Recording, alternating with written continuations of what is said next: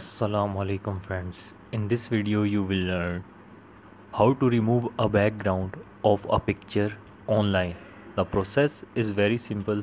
Simply what you need to do is you have to open up Google.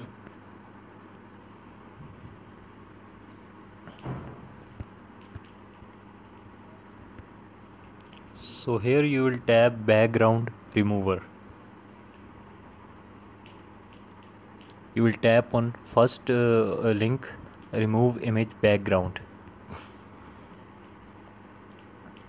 So you will upload the image which you want to remove the background from. So simply tap on upload image. So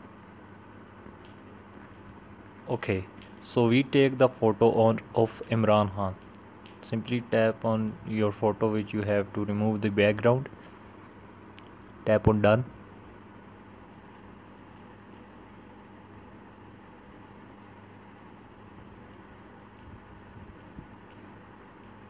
So you are seeing that the picture background have been removed.